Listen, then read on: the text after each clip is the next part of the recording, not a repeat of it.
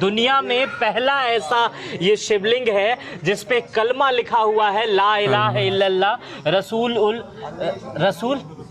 हाँ मोहम्मदुर रसूलुल्लाह। एक ब्राह्मण के मुंह से, मुझे नहीं आ रहा, मैं ये सुन रहा हूँ। बिस्मिल्लाहिर्रहमानिर्रहीम। अस्सलाम वालेकुम दोस्तों शिवलिंग जो कि हिंदू धर्म के एक बहुत ही अहम भगवान शिव की प्राइवेट पार्ट यानी गुप्तांग है, जिसकी पूजा लगभग सभी हिंदू लोग बहुत ही आस्था और भक्ति के साथ करते हैं। तो उसी एक शिवलिंग को आज हम इस वीडियो में देखने जा रहे हैं, जिसके ऊपर इस्लामिक कलमा यानी इस्लाम की जो पहला कलमा ला इलाहा इल्लल्लाहु मुहम्मदुर रसूलुल्लाह है वो लिखा हुआ है। जी हाँ दोस्तों, शिवलिंग के ऊपर कलमा लिखा हुआ है जो आप आगे इस वीडियो क्लिप में देख ही पाएंगे। और ये पंडित जी ये भी कह रहे हैं कि ये जो शिवलिंग है, ये शिवलिंग ही सिर्फ एक हिंदू को मोक्ष दिला सकता है। दुनिया में जितने भी शिवलिंग हैं, कोई भी शिवलिंग किसी भी हिंदू को मोक्ष नहीं दिला सकते हैं सिवाय इस शिवलिंग की। तो मेरा सवाल इसमें आता है कि क्या इस शिवलिंग पर ला इलाहा इल्लल्लाहु मुहम्मदुर रसूलुल्लाह लिखा हुआ है अरबी में, इसीलिए ही सिर्फ ये मोक्ष दिला सकता है? तो इसका जवाब तो यही लोग दे पाएंगे। खैर, तो चलिए हम इस वीडियो को देखते हैं जहाँ ये पंडित जी इस शिवलिंग को लेकर कुछ कहानियां भी कहते हैं। आप भी इन कहानियों को सुनिए, इसके ऊपर आपकी क्या राय होगी कमेंट में बोलिएगा जरूर कि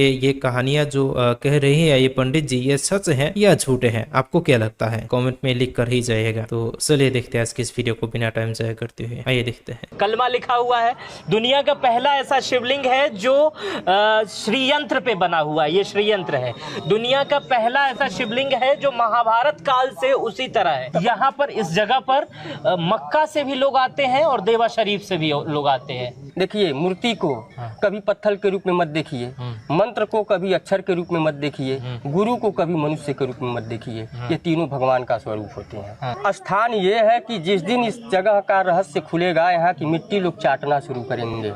अगर संसार में कहीं से आप किसी शिवलिंग में आपको मोक्ष नहीं मिल सकता सिवाय इस जगह के। अगर संसार में कहीं से आप किसी शिवलिंग में आपको मोक्ष नहीं मिल सकता सिवाय इस जगह के। दोस्तों, मेरा नाम मित्र प्रकाश है और हमारे बगल में शिव की एक प्रतिमा है, शिवलिंग है। लेकिन ये साधारण शिव की प्रतिमा नहीं है।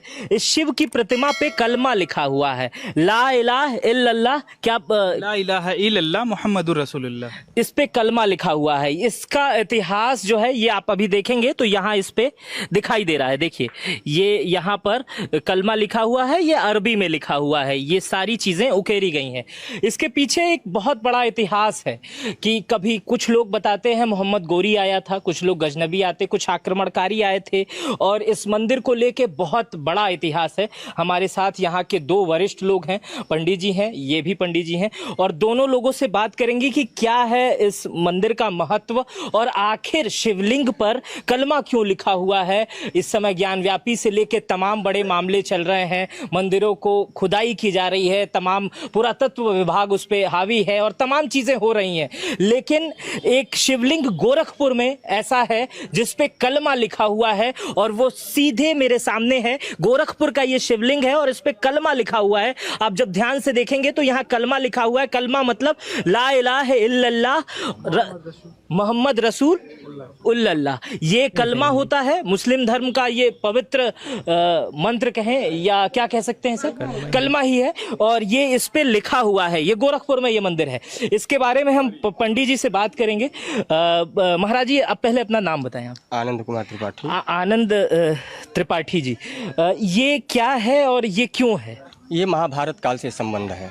इस शिवलिंग का महाभारत काल से संबंध मतलब आज से 5000 वर्ष 5000 वर्ष पहले की बात कर रहे हैं। जी, हाँ, जी। हाँ, आपको प्रमाण के रूप में गोरखनाथ मंदिर में हाँ, भीम सरोवर है। हाँ, हाँ, हाँ, भीम लेटे हुए हैं। हाँ, हाँ, तो उनका अस्तित्व यहाँ पर रहा। हाँ, तभी तो लेहड़ा देवी का मंदिर, हाँ, हाँ, जो लेहड़ा देवी का मंदिर है, जो उनकी प्रतिमा है, हाँ, वो द्रौपदी जी के द्वारा पूजित है। राजा विराट का राज्य बिहार में पड़ता है। जब इनका वनवास हुआ था तो उस समय ये लोग अज्ञातवास यहीं काट रहे थे और 5 शिवलिंग यहाँ पर हैं। एक यहाँ है, एक पोखरे पर है, 2 उनवल में है, उनवल स्टेट में, और एक भरोहिया में है जो वीर बहादुर सिंह मुख्यमंत्री जब रहे तो उन्होंने उसका निर्माण करवाया। ये 5 पांडव यहाँ पर रह करके और महाभारत के युद्ध के पहले उन्होंने कठोर साधना किया है। इस जगह पर रह इस जगह पर रह जी, जी। ये भीम, इस मूर्ति की पूजा भीम के द्वारा ये मतलब प्रतिष्ठित है ये। हाँ। इनका जो है, इन शिवलिंग की विशेषता है कि इनके नीचे जो अष्टकोण बना हुआ है, ब्रह्मांड के कोई भी मतलब 84 लाख योनियों के जितने भी देवता होते हैं। हाँ, आप मुझे बता भी रहे थे कुछ यहाँ पर कुछ मूर्तियां बनी हुई हैं। जी। यहाँ पर मैं बताना चाहूंगा कि ये अभी श्रृंगार हुआ है, इसकी वजह से इस पे धोती लगाई गई है, लेकिन इस पे तमाम छोटी छोटी मूर्तियां हैं। हमने विजुअल बनाया है, हम इसमें अटैच कर देंगे। तो 84 लाख योनियों के जितने देवता है, हाँ। यहाँ तक कि इसमें मोहम्मद, ईसा मसीह, हाँ। इसमें गुरु नानक, हाँ। मतलब जो भी आने वाले भविष्य की भी कुछ योजना उसमें, हाँ। जो आने वाले समय का भी है, हाँ। उसमें वो चीज है। पूरा रासमंडल बना हुआ है। हाँ। भगवान कृष्ण स्वयं यहाँ पर आकर के और उनकी पूजा किए हैं। 5 पांडव जहाँ रहते थे, भगवान कृष्ण उनका हमेशा देखरेख किया करते थे। मतलब गोरखपुर में इस जगह श्री कृष्ण भी आए हैं। बिल्कुल बिल्कुल। हाँ। ये 5 जब राजा विराट की गाय लेकर के और दुर्योधन यहाँ से जा रहा था, हाँ। तो उस समय का जो ये मार्ग था वो यही होकर के जाता था, राजा विराट नगर। हाँ। तो दुर्योधन जब गाय लेकर के जा रहा था, तो इन लोगों को पता चला कि दुर्योधन गाय लेकर के जा रहा है हस्तिनापुर के लिए। तो अर्जुन ने एक बाण चलाया, जिससे सारी गायें अपाहिज हो गई, मतलब चलने फिरने लायक नहीं रही, और वो वहीं बैठ गई। तो जितने भी उनके सेनापति थे, जो भी सिपाही थे, वो सब उनको छोड़ करके उसी तरीके से चले गए। गोरक्षपुर नाम इसीलिए पड़ा अपने गोरखपुर का, गोरक्षपुर। अच्छा जी। अच्छा, गोरखनाथ बाबा के नाम से गोरखपुर का नाम नहीं पड़ा हुआ है। अच्छा, गोरक्षपुर। गोरक्षपुर नाम है, जहाँ गायों की रक्षा किए थे। ये श्रीमद् भागवत की जो कथा है, ये श्रीमद् भागवत में मतलब ये कथा वर्णित है। और विशेष इनकी विशेषता, कुषाण वंश का शासन रहा, तो कुषाण वंश के जो ईंटे की बनावट थी, वो एक पैमाने में थी, जो आज भी उसके अवशेष बहुत सारे, उसके ईंटे यहाँ रखे भी गए हैं, बहुत सारे पुरातत्व विभाग के लोग ले भी गए हैं। तो कुषाण वंश के राजाओं ने जब उनका शासन रहा यहाँ, तो उन लोगों ने यहाँ पर मंदिर का निर्माण करवाया। लेकिन जब हमारे यहाँ विदेशी आक्रमणकारी अपना आक्रमण करना शुरू कर दिए, तो महमूद गजनवी दिल्ली तक आया था, और उसके सिपाह सलार जो यहाँ के थे, उसका नाम हम थोड़ा सा मिस कर रहे हैं, हमको याद नहीं पड़ रहा है। वो अपने अन्य सिपाहियों को यहाँ पर भेजकर इस तलहटी में, मतलब समझिए कि पूर्वी उत्तर प्रदेश में सबसे ज्यादा जितने मंदिरों का जो विध्वंस हुआ है, उसमें से एक मंदिर ये भी है। जब उन्होंने इनको प्रयास किया है खंडित करने का, तो वो असफल रहे, उनको सफलता नहीं मिली।